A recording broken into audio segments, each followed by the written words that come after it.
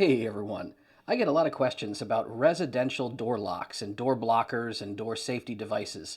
This is old as you can believe, but remains one of my favorite. Do you remember the club?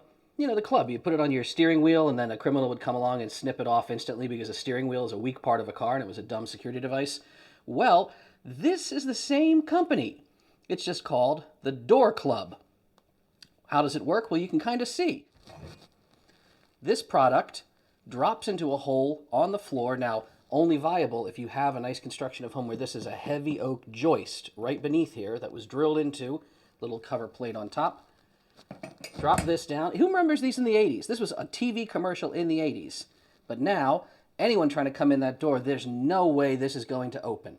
But of course, however, it is designed to be flipped around so that it's possible to let a little bit of opening of the door. You want to see who's there, speak to somebody, close it back up. I love this. This is literally in the home of family members who we've been visiting. It protects them at night. It's not going to work when you're out of the house, of course. That's why you have a good deadbolt up there. I've got a deadbolt video in the past. I'll link to the video somewhere over here at the end. But yeah, if you have the floor for it, the Door Club.